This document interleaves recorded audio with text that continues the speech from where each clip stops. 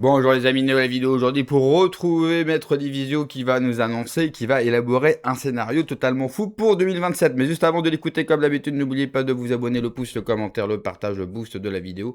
Je tiens à vous signaler que j'ai sorti 3 vidéos exclusivement sur Patreon. Vous avez le lien pour y accéder, bien sûr, sous la vidéo. Comme le lien Telegram, n'hésitez pas à me rejoindre, bien sûr, sur Telegram. Merci à tous ceux aussi qui m'ont rejoint depuis peu sur la chaîne de la foi. Tous les liens en description sous la vidéo. Allez, on les écoute et on en parle juste après. C'est une très bonne question. Allons jusqu'au bout de votre logique. Et faisons un scénario. Premier tour, Marine Le Pen. Admettons un instant que vous ayez un premier tour où les candidats traditionnels sont éliminés et il vous reste un Mélenchon-Le Pen au second tour. D'accord ? Imaginez maintenant que la frange brutale de la France insoumise, les BlackRock, tout ce que vous voulez, Black Bloc, tous les casseurs finalement, Antifa, tout ce que vous voulez, saisissent effectivement l'occasion pour aller casser. De l'autre, vous avez les extrémistes d'extrême droite, pareil, qui décident eux aussi d'aller se friter, et que vous avez une vraie guerre civile, et que vous avez quelque chose qui est vraiment du chaos, quoi. La France, on envoie CRS, pillage, scène de... Qu'est-ce qui se passe à ce moment-là ? Quelqu'un ose me dire, quelqu'un, les yeux dans les yeux, osera me dire qu'on n'est pas dans le cadre 2020 avec une force majeure décidée par le Conseil constitutionnel ? Quelqu'un osera me dire que l'objectif constitutionnel de protection de l'ordre public ne primera pas sur la tenue de l'élection ? Quelqu'un osera me dire que l'article 7, qui ne prévoit pas d'interdiction de tenue du scrutin en cas de force majeure collective, comme j'ai dit tout à l'heure, ne sera pas ici invoqué ? Qu'on ose... Alors ceux qui le disent, est-ce qu'ils sont prêts à parier tout ce qu'ils ont dessus ? C'est ça la question de fond.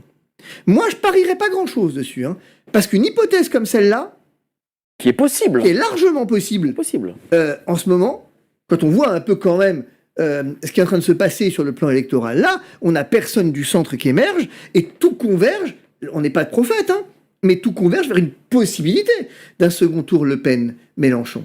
Donc quand deux extrêmes se rejoignent, appelons-les comme ça pour les besoins de la cause, qu'est-ce qui va se passer si jamais la République est considérée comme en danger?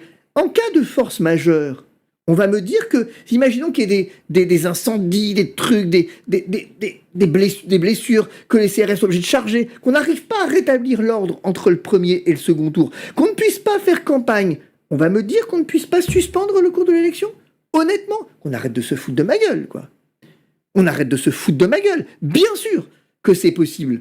Et on pourrait même dire, c'est très marrant d'ailleurs, c'est que les partisans de la République médiane, disons-le comme ça, devraient normalement dire bien sûr que c'est possible. Et heureusement que c'est possible.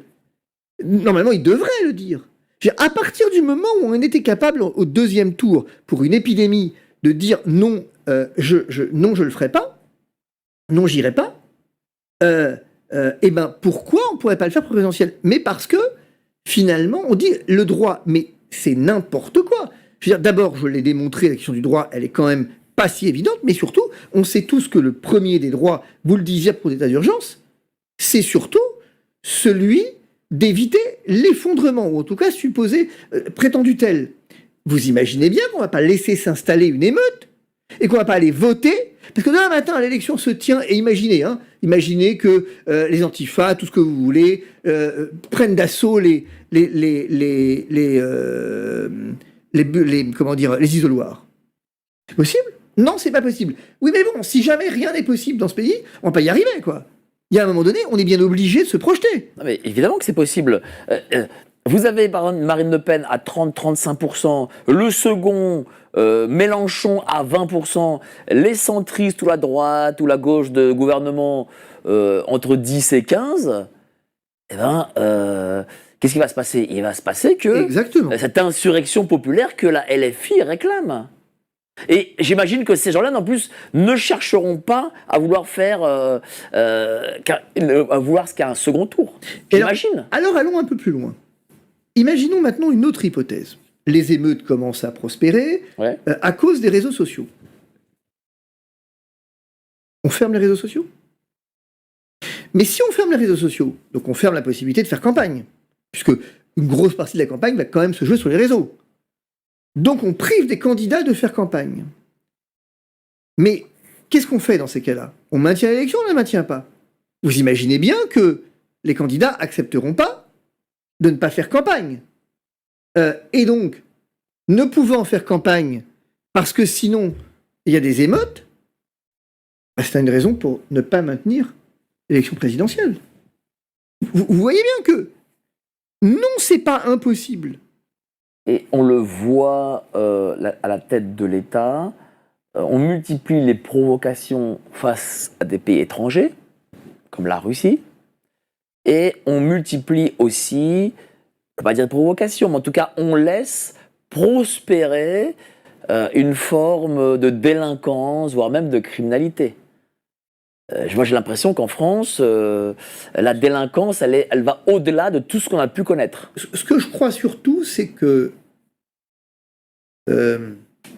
si on avait une volonté de répondre structurellement à la délinquance, on s'en donnerait les moyens. Bien sûr. Le fait est qu'on n'a pas les moyens de le faire. Et Donc, pourquoi? Et c'est la bonne question. C'est que si on n'a pas les moyens de le faire, c'est qu'on ne se donne pas les moyens de le faire. Et donc pourquoi on ne se donne pas les moyens de le faire? Peut-être parce que finalement, la question de la délinquance est une question qui dérange peut-être pas tant que ça Ben oui. un certain nombre de personnes. La délinquance profite, il faut se dire la chose, au système. Oui, mais alors ce système dont se nourrissent tous les partis. Ah bien sûr, ah bien évidemment. Tous les partis. Parce que finalement, la délinquance, heureusement qu'il y a la délinquance pour que le RN puisse prospérer, heureusement qu'effectivement il y a l'immigration pour que LFI puisse prospérer.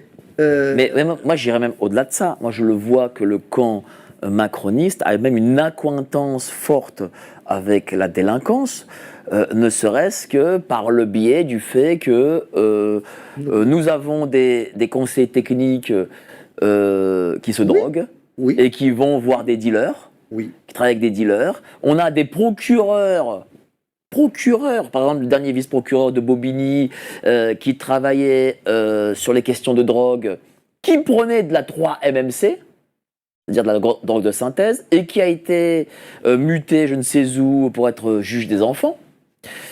On a des cas multiples comme celui-là où l'appareil d'État travaille avec le banditisme. Je pense que l'appareil d'État est le banditisme. Aussi. Je pense que c'est. Il y a plusieurs types de bandits, hein, le bandit du bas, le bandit du haut. Bien sûr. Mais finalement, c'est tout le problème de ce pays. C'est que vous avez à la tête de l'État, regardez Colère, c'est le bon exemple, finalement. Regardez le Premier ministre mis en examen. Regardez finalement où on en est. Mais c'est ce que je vous disais tout à l'heure sur ce mépris profond. Non seulement mépris, mais oui, mépris du peuple. C'est qu'en fait, on s'en fout. L'exemplarité n'est même plus une question. Et qu'aujourd'hui, on a un gouvernement qui a décidé qu'il ferait ce qu'il veut, quand il veut, s'il veut. Une loi ne convient pas, on la fait repasser. Il faut se dépêcher sur des textes de société. On ne sait pas où l'urgence va sur la fin de vie. On est quand même à 6 mois, j'exagère, mais un peu plus, mais 10 mois d'une présidentielle majeure. On a une dette publique qui est colossale, on a une délinquance qui explose, et on vient se dépêcher de voter une loi sur la fin de vie. On voit bien qu'il y a un moment, il y a un truc qui ne va pas. Et que finalement, ce que cherche à faire Emmanuel Macron, il faut bien le mesurer aussi. Il cherche à entrer dans l'histoire.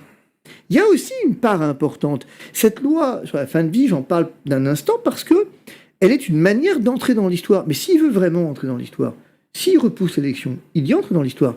Parlez tout à l'heure du général de Gaulle et de l'article 16. Regardez, on continue d'en parler combien de temps après? Vous imaginez s'il fait un coup comme ça? Il a son passage dans les livres d'histoire. Et moi, je vais vous dire, ce que je remarque, c'est que le système, en tout cas au moins médiatique, n'a pas lâché M. Macron. Pourquoi voulez-vous qu'il lâche Macron? Vous n'allez pas lâcher la main qui vous nourrit. Non seulement Macron, avec l'État, finance évidemment absolument tout, parce qu'en France, l'État s'occupe de tout malheureusement, enfin, s'occupe surtout de ce qui ne le concerne pas, et de ce qui le concerne, eh bien, il abandonne les Français à leur sort, premier point. La seconde, comme il a nommé tous ses amis aux plus grandes institutions de la République, tout le monde a compris le message, hein. Le chef, ça restera moi, et surtout, je vais revenir. Donc en fait, personne n'a très intérêt à le trahir. Ensuite, pour revenir sur le scénario chaotique de l'élection 2027, moi je suis plutôt d'accord avec ça. On peut avoir un scénario chaotique. Surtout que le bloc central n'arrive pas à trouver le candidat qui prenne réellement. Et ça, c'est un véritable danger. Un danger pourquoi? Parce qu'on peut risquer d'avoir un Mélenchon, Marine Le Pen au second tour. Et autant vous dire que ça va mal se passer. Ça va vraiment mal se passer. Tous ceux qui parlent de guerre civile, et c'est pas une critique, mais tous ceux qui en parlent, qui disent que ce pays finira par exploser, l'explosion, vous allez la voir. Parce que croire que la gauche va attendre tranquillement le résultat du second tour sans bouger dans la rue et sans foutre un chaos généralisé, je ne crois pas. Par contre, je suis persuadé que les gens qui votent RN, que les patriotes de ce pays, que les gens de droite de ce pays, eux, vont rester très sagement chez eux. Ils ne feront rien. Surtout pas d'appel à la violence. Ne résistez pas, ne vous défendez pas, laissez faire. Là encore, il faudrait qu'on s'interroge sur notre propre stratégie. Parce qu'à un moment donné, c'est bien de vouloir passer pour les gentils de l'histoire, mais c'est pas le gentil. À part dans les films, où c'est le gentil qui va baiser la reine du bal, dans la vraie vie, ça se passe généralement pas comme ça. Donc c'est vrai qu'on fait face à un véritable problème pour le bloc central, ils n'ont pas de candidat. Il y en a 42 et il n'y en a pas un seul qui prend. Bon, en même temps, quand vous voyez la gueule des candidats, c'est rassurant un petit peu que cela ne prenne pas. Par contre, attention aussi à tous les scénarios. On est encore très très loin de l'élection. Un an, c'est énorme. Surtout, et ça c'est les chiffres officiels, 70% des Français vont se décider 2 semaines avant le premier tour. Aujourd'hui, les Français sont-ils intéressés par tous ces candidats ? Non, et oui, ça peut être, et ça doit être rassurant pour nous. Après, ne nous fions pas, nous sommes encore extrêmement loin, bien sûr, de l'élection. Il y a un terme qu'il a utilisé, Maître Divisio, que j'aime beaucoup, quand il parle de mafia. Oui, et notamment quand il parle du Conseil constitutionnel, qui a d'ailleurs invalidé, vous savez, la mesure d'interdiction des réseaux sociaux au moins de 15 ans. Et j'ai vu tout le monde, tous mes collègues dire « Ah, c'est génial, Macron est humilié ». Ah bon, vous trouvez ça génial? Parce qu'en fait, là, le Conseil constitutionnel, encore une fois de plus, nous montre le coup d'État qu'ils ont mis en place. C'est eux qui décident. Donc en fait, un président, un parlement, un Sénat, quoi qu'on pense évidemment du président, du Sénat, quoi qu'on pense de ça, en fait, ils n'ont plus aucun pouvoir. Donc en fait, imaginons, par miracle, mais vraiment, là, faut vraiment l'imaginer. 2027, je ne sais pas moi, Philippot président, De Villiers président, on fait comment? Ou même Marine Le Pen, imaginons que Marine Le Pen a vraiment envie de faire des choses intéressantes. Elle fait comment? Elle fera rien. Pourtant, elle a été élue. Donc en fait, on applaudit un coup d'État juste parce que ça fait perdre du temps à Macron et au bloc central alors qu'ils réussiront à passer les mesures qu'ils ont envie. Je trouve que c'est pas une victoire, c'est même très alarmant. Et on ne devrait pas applaudir ça. Alors oui, je sais, on a tellement peu de moments de satisfaction que je comprends qu'on soit heureux de ça. Oui, je le comprends. Mais attention, c'est pas une victoire, c'est une très mauvaise nouvelle. Et d'ailleurs, pour les souverainistes qui se sont félicités, pour les frexiteurs, encore une fois, c'est une leçon supplémentaire qu'on devrait apprendre et retenir. Même si on gagne, même si par miracle on sort de l'Union européenne, nous aurons toutes les institutions contre nous. Donc il faudra prendre de grandes décisions. Et est-ce que le pays est capable de les entendre, de les soutenir et de les subir? Et quand je parle du pays, je parle des Français. Là encore, c'est une autre interrogation. C'est un petit peu comme le Brexit. Ce qui me dérange un peu, c'est que les souverainistes n'apprennent pas des autres cas. On devrait justement regarder ce qui se passe ailleurs et, ok, bon, si on fait ça, on va dans le mur. Donc il faut aussi qu'on adapte aussi notre communication et notre stratégie au lieu de célébrer des victoires qui ne le sont pas vraiment. Merci d'avoir regardé la vidéo les amis, n'oubliez pas comme d'habitude de vous abonner, le pouce, le commentaire, le partage, le boost de la vidéo. Prenez soin de vous, que Dieu vous protège. Allez, ciao.